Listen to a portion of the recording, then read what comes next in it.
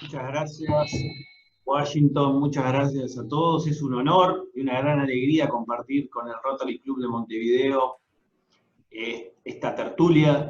A propósito, elegí hacerlo en formato oral, sin una presentación, de forma de poder dar un ámbito más de tertulia y una conferencia que está dando solamente un expositor. O sea, quiero dejar el tiempo suficiente para el intercambio. Creo que es muy importante y poder responder con tiempo a todas las preguntas que surjan de tan distinguidos oyentes que están aquí presentes. Repito, la alegría y el honor, y con eso vamos a dar comienzo a las palabras que tengo preparadas para hoy, a la luz del título que pensé para la presentación, que es este concepto que se ha puesto tan de moda de aplanar curvas. La verdad que para aquellos que seguimos permanentemente a los medios internacionales, en particular en mi caso el Financial Times es mi referencia diaria de lectura de economía financiera internacional, ver lo que estamos viendo a nivel de menciones, de ejemplo del caso uruguayo, es algo que, primero, que nos llena de orgullo y segundo, de sorpresa. Para que se hagan una idea, los que no son asiduos lectores del Financial Times, las últimas menciones grandes de artículos enteros de Uruguay del Financial Times eran de la época que el presidente Mujica había legalizado la marihuana y Uruguay era el primer país del mundo que tenía la marihuana legalizada formalmente. Ahí, desde esa época que no existe evidencia de estudios, artículos completos del Financial Times como hemos tenido hace un par de semanas sobre el caso uruguayo. Digo Financial Times porque el resto de la prensa sí es más común. New York Times, The Economist, todos han salido con artículos de Uruguay, incluso en particular en mi caso en varios medios me han llamado del exterior, como por ejemplo de un diario de Portugal, que jamás había tenido una interacción de un día de la nada, espontáneamente, un periodista portugués me llama para el diario Expreso de Portugal para hacer una nota sobre el caso uruguayo, hace, diría yo, un mes atrás, para explicarle a Portugal cuál era el misterio detrás del éxito que tenía el Uruguay en términos sanitarios para haber logrado aplanar la curva de casos del COVID como lo hizo el país. Y ahí, o sea, no voy a entrar en detalle porque no es el objetivo explicar las razones por las cuales se ha logrado esto y que tenemos que cuidarlo todos los días. Pero sin duda que es una acumulación de factores, ¿no? No se debe solamente a lo que ha hecho este gobierno, sino que hay factores estructurales históricos que lo explican, pero buena parte del éxito sí se debe a una política de comunicacional muy efectiva que generó el gobierno y un compromiso muy fuerte con la libertad individual de las personas. Yo creo que eso es lo más importante a recalcar que hemos vivido, porque acá nunca se pasó por encima de la libertad individual, incluso en los peores momentos del virus y del temor generalizado a nivel mundial que tuvimos. Es esa señal que se dio al mundo de un país en el cual se respeta a las personas y se las trata de convencer de forma explicativa, racional, emocionalmente también, que tienen que tomar determinadas decisiones por el bien común y por el bien individual, ha sido ejemplo en el mundo y creo que es importante tenerlo claro y recalcarlo. Para aquellos que valoramos enormemente la libertad individual como principio vital y esencial, nos gusta sentirnos orgullosos de que en el mundo se hable de Uruguay por lo que estamos viviendo. Ahora, el capítulo de sanitario y manejo de crisis, que tiene muchas facetas, naturalmente abre como consecuencia los capítulos económicos. Y ahí es donde la situación se pone compleja al extremo. Y ahí es donde viene el título de que hay muchas más curvas para aplanar, más allá de la curva de los casos del COVID que ya hemos logrado. La primera curva que vamos a tener que aplanar, que ya se está empinando, es la curva de la pobreza. Uruguay había tenido registros bastante bajos, y diría que para las estadísticas de Uruguay históricas de pobreza, hasta cerrado el año 2019, menos de un 10% de la población en Uruguay vivía por debajo de los niveles de ingreso que se define por parte del INE como línea de pobreza.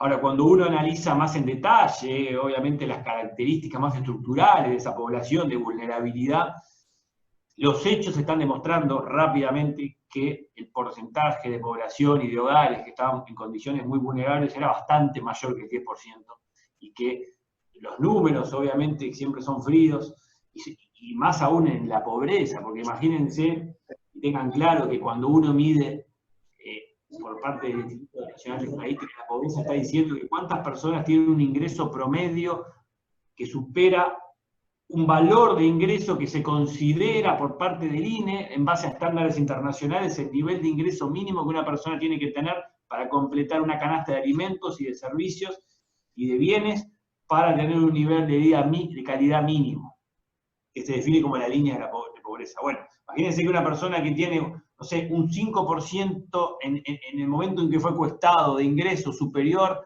a la línea de pobreza ya no es considerado pobre. Y hay muchos que estaban en una situación muy cercana a esa línea imaginaria, teórica de la pobreza que es definido por las agencias de estadísticas de todo el mundo. El punto que quiero llegar es que con la situación económica, ya previo veníamos a una situación de crecimiento de la pobreza y es natural ahora esperar que esta curva esté teniendo un empinamiento muy complicado y muy peligroso. La curva de la pobreza, que es sin duda un foco central al que Uruguay va a tener que atender y lo está tratando de hacer de la mejor manera posible por parte de los distintos organismos del Estado, tiene causas y consecuencias estructurales. Hay un factor determinante en el cual me quiero concentrar, es la posibilidad de acceder a un empleo digno. La posibilidad de tener trabajo como determinante del ingreso de las personas y a través de ese trabajo poder generar un mejor ingreso y prosperar. El mercado de trabajo con el coronavirus ha entrado en una fase crítica. Una fase que es acumulativa y que viene en Uruguay ya desde el año 2014. Si uno analiza los datos del mercado de trabajo, encuentra que el día a febrero del 2020, previo al famoso 13 de marzo, cuando conocimos el primer caso de coronavirus en Uruguay, y a febrero de este año, comparando con datos de diciembre del 2014, se habían perdido 60.000 puestos de trabajo. O sea, ya en los últimos 5 años venimos teniendo paulatinamente, año tras año, sostenidamente también, un deterioro marcado en el mercado de trabajo, con puestos de trabajo que van paulatinamente desapareciendo. Nosotros, hace muchos años que venimos estudiando cómo son los trabajos que van desapareciendo, a la luz de los avances de la tecnología, pero también a la luz de las características de los trabajos que son cada vez menos necesarios y a la luz de los que sí son cada vez más necesarios. Nosotros calculamos, medimos esta destrucción paulatina que hemos tenido en el Uruguay de puestos de trabajo y encontramos que la enorme mayoría son tareas rutinarias, automatizables, en las cuales se exige muy poca capacidad de las personas que la están cumpliendo para resolver problemas, para tener creatividad o para tener empatía. Eso va en línea con lo que se viene discutiendo a nivel mundial hace ya muchos años, y en el cual hemos participado de manera directa. Personalmente estuvimos hace 3, 4 años atrás en la OIT en Ginebra, presentando en un evento en el cual había más de 500 personas de todo el mundo. Era el evento central de la OIT académico sobre el futuro del trabajo, 4 años atrás. Y ya presentábamos unos primeros estudios que habíamos realizado en la Universidad de Montevideo, en el LIEM, ante cuántos puestos de trabajo en realidad corrían riesgo de extinguirse en los próximos años ante el avance de la tecnología, y demostrábamos que eran muchos en el Uruguay. Así como se había hecho el cálculo previamente para Estados Unidos, para algunos países de Europa, nosotros lo hicimos por primera vez en el Uruguay en el año 2016 y encontramos que había una enorme vulnerabilidad en las posiciones ocupadas por personas que estaban cumpliendo con tareas extremadamente rutinarias y fácilmente automatizables. El año pasado la OIT cumplió 100 años y el tema central, oficial, de los 100 años de la OIT fue el futuro del trabajo. Se presentó una serie de documentos, libros que están disponibles, los recomiendo, yo tuve la suerte de poder leerlos, casi todos, y la preocupación era generalizada ante este fenómeno que es permanente, callado, pero que no da respiro de incorporación de tecnología por parte de las empresas permanentemente con la búsqueda de lograr que aquello que es automatizable, para aquello que no se necesita resolver problemas en el ser humano lo puede aportar, se puede hacer de forma automática. Con el coronavirus, ¿qué es lo que ha pasado? Esta tendencia que ya tiene hace muchos años se aceleró enormemente. Se aceleró enormemente porque ha dejado en evidencia que lo que se puede automatizar es mejor automatizarlo. Ha dejado en evidencia que es más fácil de lo que parece el uso de la tecnología.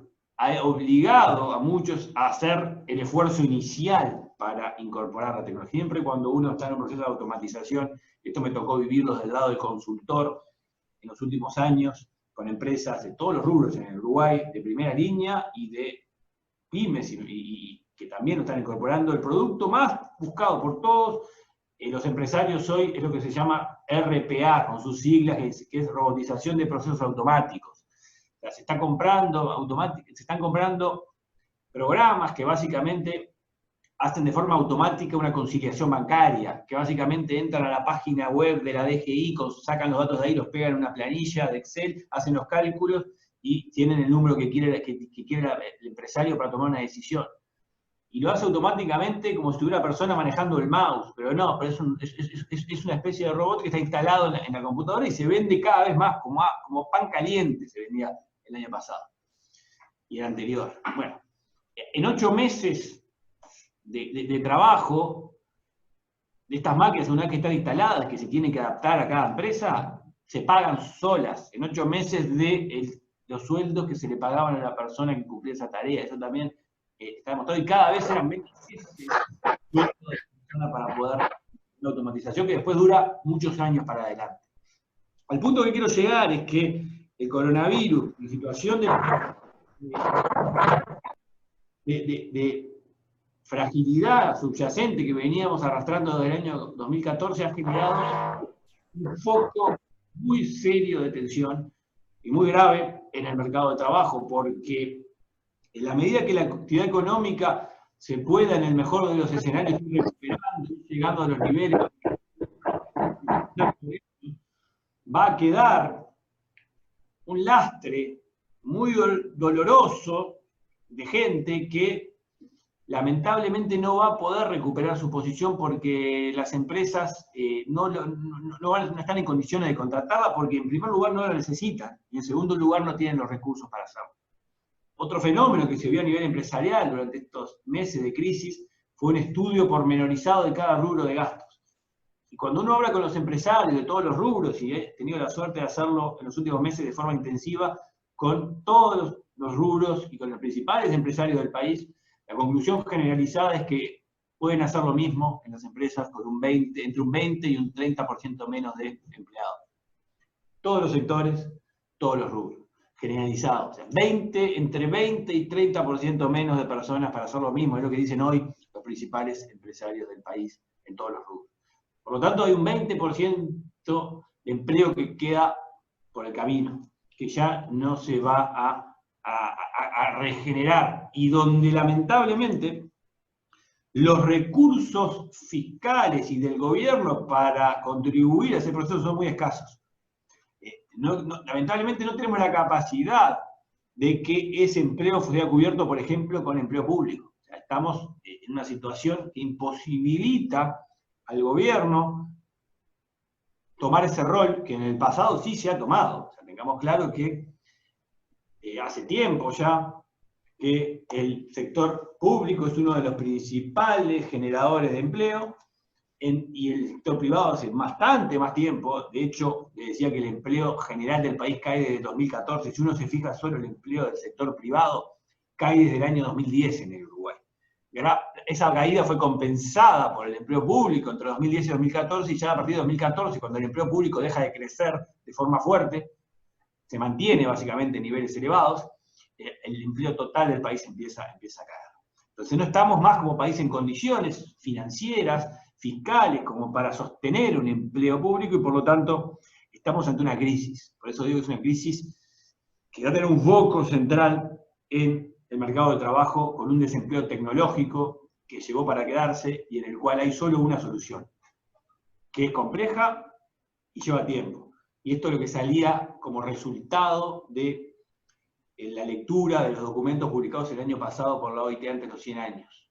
La única receta es la capacitación permanente de los trabajadores. Capacitación permanente. Permanente, o sea, todas las personas van a tener que estar preparándose y recapacitándose porque van a tener que buscar la forma de hacer tareas diferentes de forma permanente. Y eso no es nada fácil. Solo piensen en una persona que 30 años hizo lo mismo y de golpe tiene que recapacitarse para hacer algo totalmente distinto para poder insertarse en el mercado de trabajo. Hay muchos que lo pueden hacer con mucho esfuerzo. Hay otros que les va a costar mucho más y le está costando mucho más. Ahí hay agencias del Estado que tienen un rol central, por ejemplo el INEFOP, que tiene que cumplir su tarea de una forma mucho mejor que lo ha hecho en el pasado. En primer lugar, porque las exigencias son cada vez mayores y la responsabilidad de esa agencia, que es de todos los uruguayos, que se alimenta con recursos de todos los uruguayos, es dar la mejor manera posible una atención a este foco de tensión que tenemos por delante. Por lo tanto, tenemos que ser muy exigentes los uruguayos con el INEFOP y ayer tuvimos una buena noticia, un acuerdo que generó con Microsoft, con la empresa americana, donde se va a capacitar en tecnología a muchas personas, pero hay que pedirle mucho más, porque en el fondo lo que hay que estar consciente es que tiene un rol central en los próximos años en el Uruguay, alineado con los fenómenos que estamos viviendo en el mercado de trabajo. La capacitación es algo permanente y hay una agencia que está encargada de eso en el Uruguay, que se llama INEFOP. Volviendo al tema de las curvas, se puede pasar ese capítulo que quería dejar enfático de la preocupación enorme que tengo en el mercado de trabajo. Hay otra curva que me preocupa mucho también, que es la curva de la deuda pública. Cuando uno analiza la dinámica de los próximos años de la deuda pública, dinámica proyectada, hoy ya la deuda pública está en niveles elevados en el Uruguay, casi 70% del Producto Bruto Interno, que para que se entienda, o sea, es un nivel a nivel comparativo de otros países que es muy elevado y de hecho es de los más elevados cuando uno compara países que tienen la calificación de riesgo similar al Uruguay. O sea, no hay países en el mundo que tengan la calificación de riesgo grado inversor, como tiene el Uruguay, por las calificadoras de riesgo, que tengan una deuda tan alta como el uruguayo. Y tampoco hay países en el mundo, con solo una excepción, que creo que es Marruecos, que tenga un déficit fiscal más elevado que el Uruguay. Entonces, entre el club de pares, entre aquellos países del mundo que tienen grado inversor y que tienen las categorías, por lo menos las más bajas de grado inversor, como es los casos de Uruguay, que está cerca del límite de poder perderlo, no hay evidencia en el mundo de países que tengan una deuda tan elevada y un déficit fiscal tan alto. Eso nos genera, obviamente, una responsabilidad extra, porque ahora que se va a empezar a discutir el presupuesto, tenemos que ser conscientes que las calificadoras de riesgo, que son las que nos le dan al país la calificación de grado inversor, van a estar mirando con lujo de detalle lo que va a salir y van a estar preguntándole al gobierno, y con razón, señores, ¿cómo van a hacer para asegurarme a mí, calificadora de riesgo, que tengo la responsabilidad de informarle a mis clientes que su deuda va a ser pagada en el largo plazo y que no tiene riesgo de default, como en otros países? ¿Cómo me van a asegurar a mí que con esta dinámica que estoy viendo de la deuda que se va para arriba, esa deuda no va a llegar a niveles difíciles de pagar por el país? Y déjenme decirle que si uno hace los números, como lo hemos hecho nosotros, si Uruguay no hace nada, o sea, una evolución pasiva de la deuda que crece con el déficit que tenemos, si Uruguay no logra mejorar el crecimiento de la economía, la deuda llega en cuestión de 5 años a niveles cercanos a los que en el pasado tuvimos que reestructurar, o sea, difíciles de pagar, porque se van a hacer niveles cercanos al 100% del PBI, 100% del tamaño de la economía. Por lo tanto, el no hacer nada no es una receta. Sabemos nosotros y las calificadoras de riesgo que si Uruguay no procesa un ajuste fiscal de reducción del déficit, que es mucho más serio todavía ahora con el aumento que vamos a tener para este año del déficit como consecuencia de la atención al coronavirus. Pero si Uruguay no procesa ya a partir del año que viene una reducción paulatina pero sostenida del déficit, la deuda vuelve a niveles impagables. Si Uruguay no procesa una serie de reformas que tiene por delante para volver a ser un país en el que la economía crezca de forma sostenible. Tengamos claro que la economía en Uruguay no crece de forma sostenida desde el 2014. Hace 5 años que el país está con una economía estancada y hace un año ya que está en recesión. Uruguay está en recesión pre-COVID. La economía uruguaya ha cerrado el dato del primer trimestre cuando tuvimos 27 días de COVID nada más, ya estaba en una recesión importante, que se arrastraba desde mediados del año pasado. Pero vas en la trayectoria, si uno mira para atrás y analiza bien los datos, se encuentra un estancamiento productivo total desde el año 2014. Por lo tanto, a donde quiero ir es que hay un enorme desafío para aplanar la curva de la deuda que tiene el país por delante. Esto sí que exige atacar varios frentes al mismo tiempo. Uno de ellos es el frente fiscal.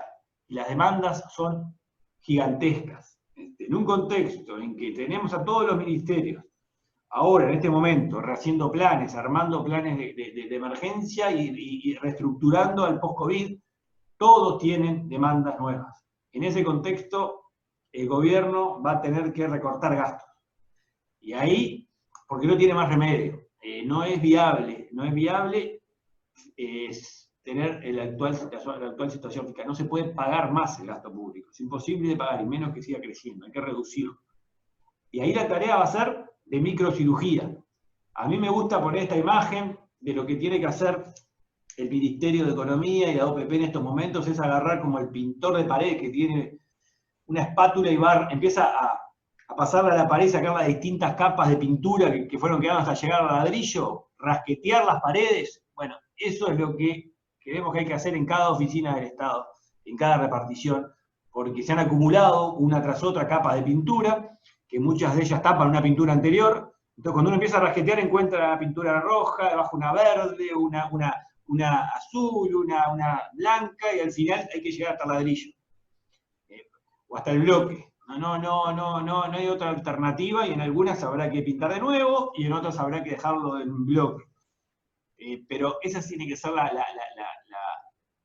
dinámica. Hay que ir a fondo y analizar qué se gastaba y por qué se gastaba en cada lugar, porque ya no nos podemos dar el lujo de seguir gastando cosas que no tenían sentido. Y hay muchas que, créame, como ha pasado también en empresas privadas, que con el coronavirus se dieron cuenta que estaban gastando cosas que no meritaban. Bueno, en el sector público esto es bastante más profundo.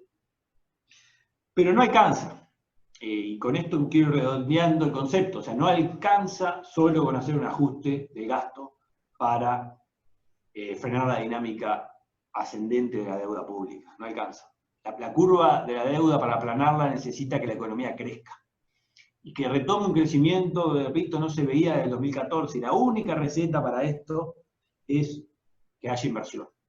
Uruguay registra ya este año su 4º año consecutivo de caída de la inversión extranjera del país. Es más, previo a UPM, ahora con la inversión de UPM2 esto se va a revertir, pero todos los años previos a UPM, desde el año 2015 hasta ahora, era mayor la inversión que hacían los uruguayos en Paraguay o en Bolivia que todos los ingresos de financiamiento y de capital para producir del extranjero que recibía el país. Para que vean la magnitud de lo poco atractivo que se volvió a invertir en el país, con el cual los propios uruguayos iban a invertir afuera y dejaron de venir los inversores extranjeros al país en los últimos 4 o 5 años. Ahí está el enorme desafío, porque no hay inversión si no hay rentabilidad. Nadie viene, ni locales, ni extranjeros, ni uruguayos, ni argentinos, por más problemas que tenga, nadie viene a perder plata a hacer una inversión. Sí, argentinos están viniendo mucho, pero ¿qué hacen los argentinos? Averiguan, buscan alternativas, y la mayoría de los que vienen, que no se asustaron por los costos de vivir en Uruguay, que son un 40% más altos que vivir en Argentina, el tipo de cambio actual, ¿qué hacen? Compran propiedad inmobiliaria. Lamentablemente no encuentran en su mayoría proyectos para invertir, para generar una empresa, para contratar trabajadores, para vender un producto o un servicio y así mover la economía. Ahí está el gran desafío, porque el crecimiento viene de la mano de la inversión. Uruguay hoy no es atractivo para invertir. Uruguay lo que ha hecho, por ejemplo, con UPM2, es generar las condiciones para que sea atractivo el proyecto, y se le da medida un contrato que hemos discutido todos en profundidad. Todas las empresas están analizando qué tienen que pedirle al gobierno para poder ser rentable, qué exoneraciones necesitan para ser rentable, porque el régimen general del país, que son las condiciones naturales para todos los que quieren invertir, sin entrar en exoneraciones puntuales que se tengan que pedir, o regímenes especiales como zona franca, o regímenes especiales como los free shops, sin tener regímenes especiales, no es rentable. Y no hay sector que se encuentre una rentabilidad relevante. Ahí es donde entra la agenda esencial que hay por delante en el país en estos años, que es generar estas condiciones a través de una agenda pro crecimiento y pro inversión que ha sido postergada, no porque no se creyera que era necesario, sino porque es muy difícil de implementar y porque se necesita dar una serie de batallas ideológicas y de intereses para poder llevarla a cabo. Y aquí hay 3 grandes puntos de la agenda que me gustaría resaltar para que quedara marcada. Uno es la inserción internacional. O sea, Uruguay no puede darse el lujo de estar pagando lo que paga todos los años en aranceles para ingresar su producción al Asia. Solo por poner un ejemplo, Uruguay paga por vender carne a China, solo carne y solo a China, 140 millones de dólares al año. Le paga el gobierno chino en materia de aranceles. Eso es algo que deja de ganar el productor porque en el precio final se refleja y deja de tener un ingreso mayor que el que podía tener y compensar la ausencia de rentabilidad por los costos mayores que estamos teniendo para producir en Uruguay. Eso es un lujo que ya no se puede dar. Y ese lujo se explica en no haber tenido activamente una política del gobierno de abrir más mercados y generar condiciones de ingreso para nuestros productos. Uruguay solo entra libre de impuestos a Argentina, Brasil, México y Chile. El resto del mundo, el resto del Asia, el resto de Europa, de América del Norte, Uruguay tiene que pagar tarifas arancelarias. Eso lamentablemente nos está limitando mucho la posibilidad del sector productivo y ahí hay una agenda por delante que no hay que pedirle permiso a nadie, porque Mercosur, que en teoría nos podría limitar esta agenda porque lo exige su decisión 32 del año 2000, en los hechos el actual Mercosur no está ni dispuesto ni capacitado para frenar una agenda individual de cada uno de sus países. Por tanto, ahí Uruguay no tiene la pelota, tiene la responsabilidad y tiene el Poder Ejecutivo la responsabilidad de implementar esta agenda que el país necesita de mejorar el acceso a los mercados. Hay una segunda agenda muy importante que viene por el lado de los costos. Yo digo que la rentabilidad se recupera por la parte de arriba, los ingresos, y por los costos. Hay un costo ahí que en Uruguay de a poco pueden seguir dándose al lujo de tener, que es el costo de los servicios públicos, combustible, energía eléctrica, que son mucho más altos que en muchos países de la región, y en Uruguay han sido históricamente altos, pero ahora estamos llegando a una situación en que se han vuelto casi que restrictivos para muchos sectores productivos. Ahí no hay magia.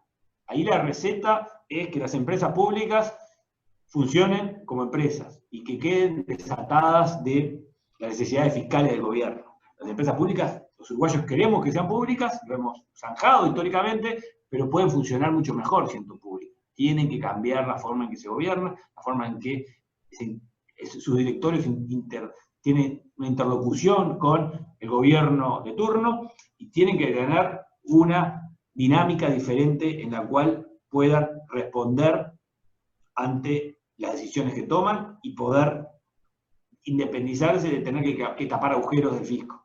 No, eso distorsiona todas las necesidades. Hay que tener empresas que respondan a lógicas empresariales y tengan como objetivo brindar el mejor servicio posible al menor precio a todos los uruguayos. Eso hay una agenda gigantesca por delante. Demorada, discutida, pero una agenda que hay que ver porque es la única forma de poder tener una reducción en esos insumos tan fundamentales para producir y para todo el consumo de los uruguayos, que son los insumos que producen las empresas del Estado, fundamentalmente el combustible, la energía eléctrica, el agua, todos insumos para muchos sectores productivos. Y el tercer punto de esta agenda postergada, pero vital, es la regulación. Y la regulación desde todo punto de vista. O sea, todos los sectores del país están sobreregulados. Y por sobreregulación me refiero a que es una acumulación histórica de regulaciones, de procedimientos y exigencias que se les ponen al sector productivo para cumplir con determinados objetivos que muchos de estos han quedado desactualizados o superpuestos. Pero en el fondo lo que es seguro es que son un costo muy grande para las empresas. Lamentablemente, cuando uno se fija la ecuación de costos, hay un costo que es el que se debería cuidar como ninguno, que no es un costo, sino que es un beneficio, que es el salario que se le paga al trabajador. Están conspirando contra la posibilidad de las empresas de poder pagar un mejor sueldo a los trabajadores, un conjunto de sobrecostos que están asociados, muchos de esos en la regulación laboral, en el conjunto de factores que van más allá del salario. Y también, obviamente, hay costos que compiten contra la posibilidad de contratar a un nuevo trabajador, que son los costos que la empresa tiene que pagar sí o sí, el costo de la energía eléctrica, el costo de la luz. Una peluquería, que ayer justo hablaba con un peluquero que tuvo que cerrarla, y tenía un empleado y lo tuvo que despedir, y ahora él va a las casas sin tener ningún empleado. El costo de la luz que tenía que pagar era prohibitivo en el local. El costo de regulaciones que tenía que pagar la intendencia era prohibitivo. El costo de una serie de reglamentaciones, de letrero, de aspectos que se van sumando uno tras otro, hacen que ya no sea posible tener ese tipo de negocios en Uruguay. Y así se repite para todos. En particular hay un capítulo especial en la regulación laboral. Tener una ley de 8 horas estrictas por día, de 1915 vigente al día de hoy, con todo lo que ha cambiado en más de 100 años, la dinámica, las necesidades del mercado de trabajo, no solo es anacrónico, sino que conspira enormemente con la posibilidad que tienen las empresas de contratar nuevos trabajadores y que esto sea realmente alineado con la creación de valor que se necesita para hacer las nuevas inversiones. Uruguay tiene que poder converger hacia de una jornada de 8 horas hacia una semana de 48 horas, en donde se pueda, a nivel de las empresas, tener distintos volúmenes de horario por día y compensar. Otro ejemplo, tener convenios laborales en donde cada empresa tiene que poner encasilladamente a sus trabajadores dentro de las categorías que define el Ministerio de Trabajo y que publica en su página web, donde está el universo de empleos de Uruguay y definido qué hace cada persona en cada cargo. Auxiliar 1 de un comercio. Bueno, se puede mover de tantos metros para adelante el mostrador, tantos metros para atrás. Juez de futsal, el otro día la encontré ahí, juez de futsal, le explica qué hace y qué no hace un juez de futsal en Uruguay. Todavía existe, aunque hace tiempo que no se escucha hablar de él. Está la categoría ahí. Entonces es ridículo, realmente es ridículo que se le exija a todas las empresas que firman un convenio laboral encasillar a todos sus empleados en esas categorías, porque genera una distorsión muy fuerte y una rigidez contraproducente.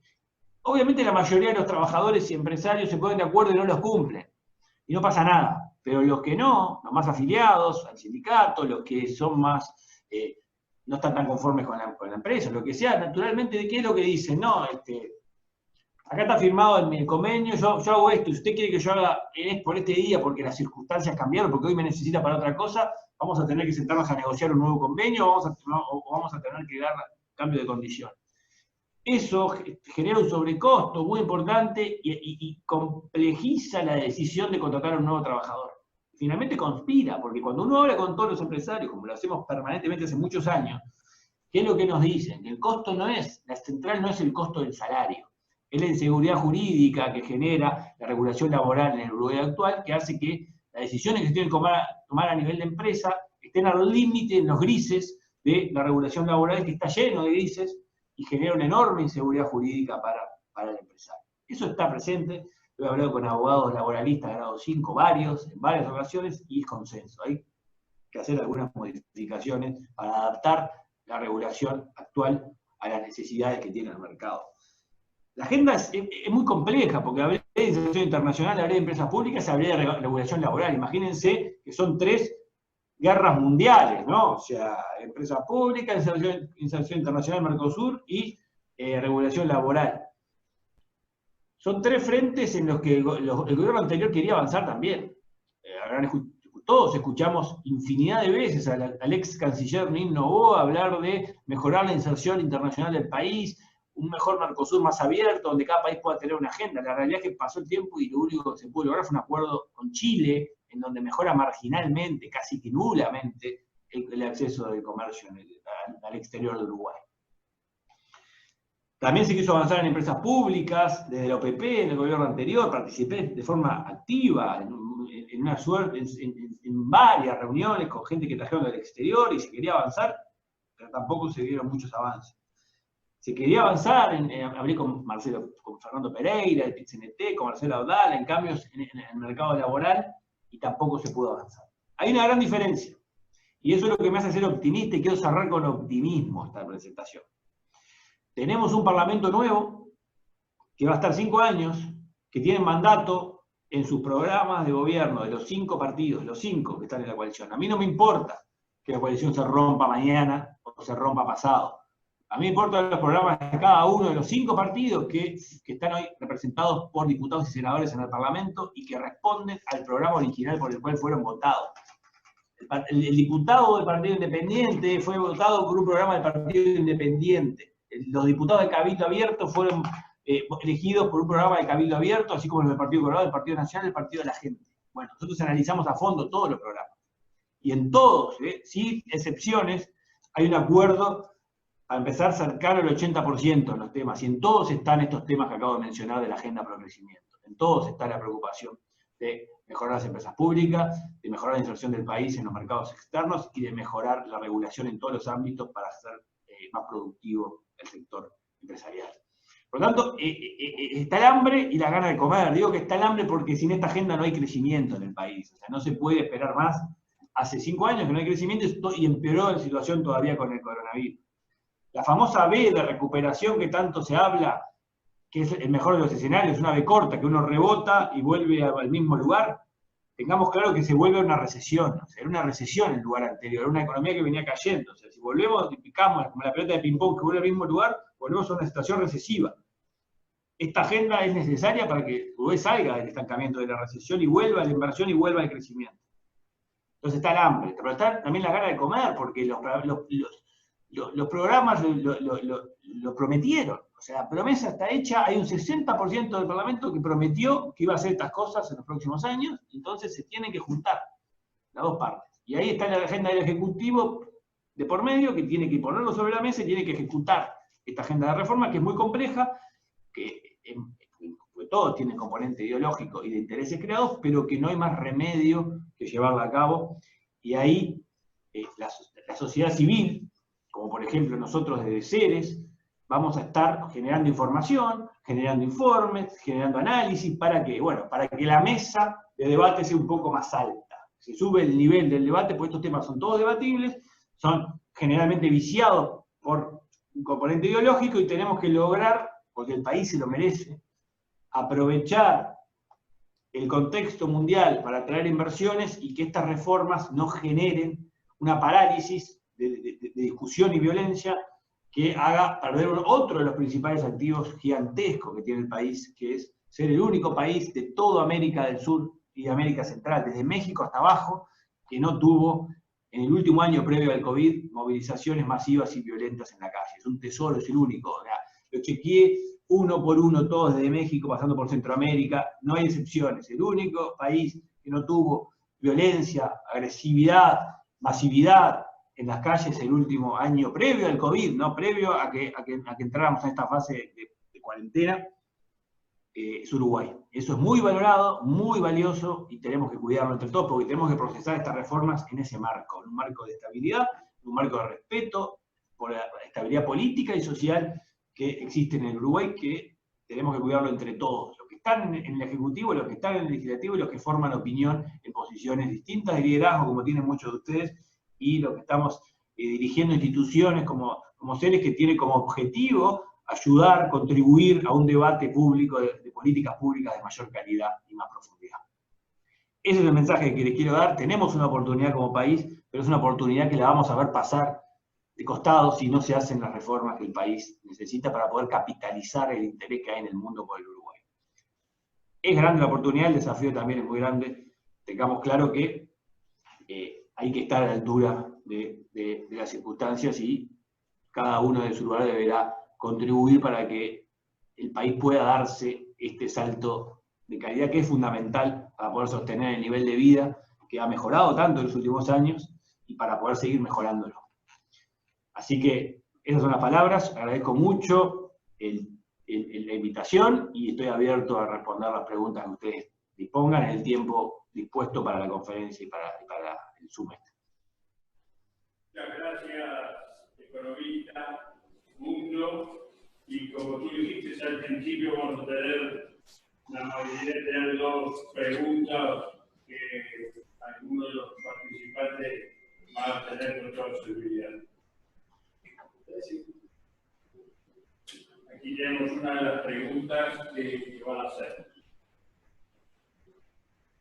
Bueno, está prendido. Prendelo. Hola.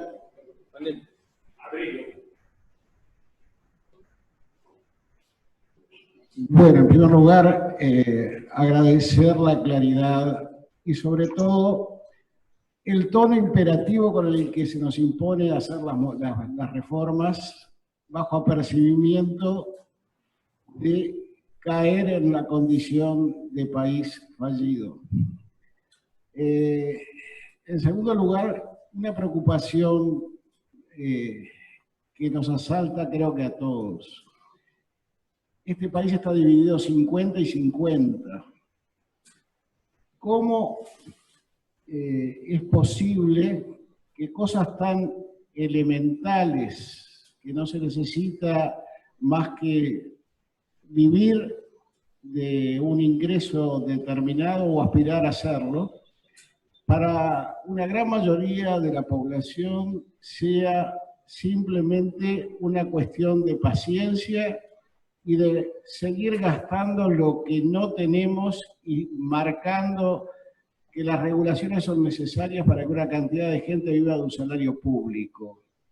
Entiendo que Ceres va a cumplir un papel fundamental en tratar de plantear estas alternativas, pero ¿cómo ves tú que realmente ese otro 50% pueda entender que los cambios estos no son imprescindibles, son absolutamente necesarios? Gracias.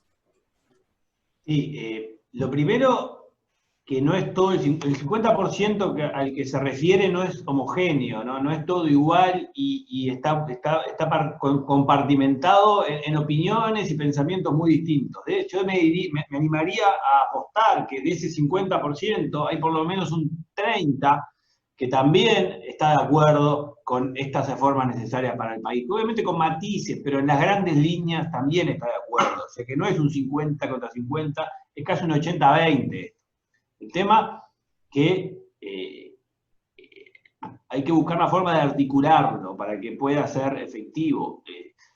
La articulación previa del Parlamento hasta este año lo imposibilitaba. Ahora estamos en una situación diferente en la cual el desafío, y ahí remarco lo que usted dijo, porque ya lo dije y lo quiero repetir, es procesar estas reformas en un marco de estabilidad social y política en el país. Ahí el diálogo es fundamental y más que el diálogo, la calidad de ese diálogo. Y por eso es importante tener información, estudios, datos, evidencia internacional comparada, para mostrar que el diálogo no sea entre sordos, sino sobre una base de un material técnico, serio, que diga, bueno, pero nos conviene por ahí, ¿no? Miren lo que nos pasó a todo el mundo. Por ejemplo, o sea, le pongo un ejemplo. Nosotros nos tomamos el trabajo hace tiempo ya de analizar todos los países del mundo que en los últimos 20 años procesaron una mayor apertura comercial, reducción de tarifas al comercio exterior. El 80%, y vimos todo, sin importar el color político, ideológico de ese país y el gobierno de turno. Y lo que encontramos fue que el 80% de los países que tuvieron una mejora en la calidad de vida, lo hicieron abriendo la economía. Uno puede mirar con distintos indicadores, uno de esos que me gusta mucho es el índice de desarrollo humano del Banco Mundial, que mide no solo el desarrollo del ingreso per cápita, del dinero, sino el desarrollo educativo y de salud de la población.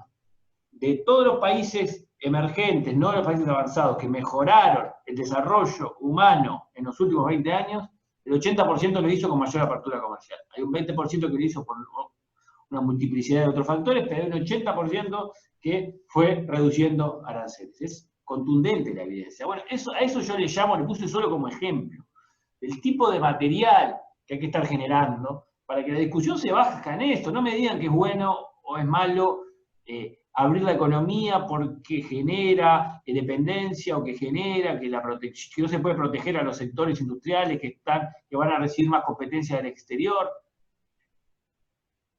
Hay que levantar la calidad, porque en el fondo muchos de estos sectores que están compitiendo que no compiten aún con el exterior, pero ya están teniendo un avance tecnológico, no están generando los puestos de trabajo que antes generaban. Entonces estamos queriendo proteger algo que ya no está protegido, porque la tecnología ya ingresó. Mucho de lo que se quería proteger históricamente con aranceles al ingreso de productos, porque hay que entender que cuando uno quiere colocar su producto afuera, también tiene que estar hablando de recibir productos del exterior. Mucho de lo que históricamente se quiere proteger en estas discusiones ya no se protege, porque es un empleo que va desapareciendo con la tecnología.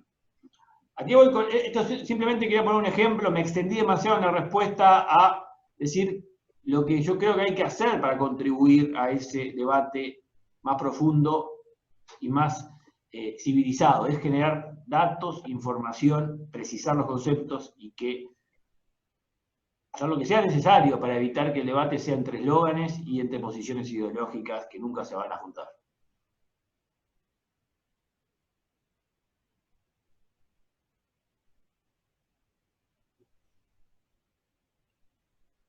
Está el micrófono apagado.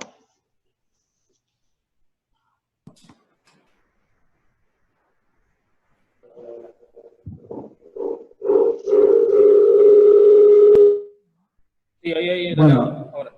Gracias Ignacio por la excelente presentación. Algunas reflexiones que acompañan lo que tú decís. Obviamente el estancamiento productivo del Uruguay de 2014 a la fecha es tremendo. Yo en esa época comencé mi periodo y sentí el efecto a través de las múltiples empresas que se vieron obligadas a cerrar. Otro tema que también es importante, y alguna vez lo mencionaste tú, cómo pesan las telecomunicaciones mal calculadas en el valor actual del PBI de Uruguay, porque es un valor que no fue actualizado de acuerdo a los índices estándares mundiales. Y otro tema que también tocaste tú, que yo lo toqué hace 5 años y ligué, por supuesto, cachetadas de todos los sectores, fue la tan famosa flexibilidad laboral y el tema de los tratados de libre comercio. Flexibilidad laboral, si yo quiero pactar con un obrero mío que venga de martes a jueves, él no puede venir, tiene que respetar el horario del lunes. Si le quiero dar la licencia en 3 veces, teóricamente no podemos. Todos sabemos que en la realidad te dicen, me quiero casar, o sea, tengo un casamiento, un hijo, deme 3 días, en otras partes del mundo se lo podés dar. Eso es la flexibilidad laboral bien entendida. La preparación y la capacitación, obviamente los trabajos repetitivos cada vez van tendiendo a desaparecer, el mundo va siendo sustituido. Así que la visión que tú diste es muy importante y creo que sí, me gustaría conocer a ver cómo pesan las telecomunicaciones y cuánto estimas tú a ojo de buen cubero que podría haber caído el PBI real de Uruguay antes del COVID debido a la mala calificación e interpretación de los datos del PBI. Gracias. Sí, no quiero entrar en tecnicismo para no aburrir, pero solo voy a decir un punto. La metodología con que se calcula el PBI en Uruguay data del 2005. O sea, tiene una base en el 2005 y no se actualiza desde el 2005. Hace 15 años. Las Naciones Unidas, que son las que tienen la metodología que se lleva a cabo en todos los países de medición del PBI, recomienda que se actualice cada 3 años. Hace 15 que Uruguay no se actualiza. ¿Por qué recomienda que se actualice cada 3 años? Porque cuando se muestra el dato de crecimiento de la economía, cuando se muestra el dato del PBI, se presenta un dato que es crecimiento real de la actividad económica, sacando el efecto de los precios. Porque uno quiere ver cómo aumenta el volumen de producción, no el precio de ese volumen.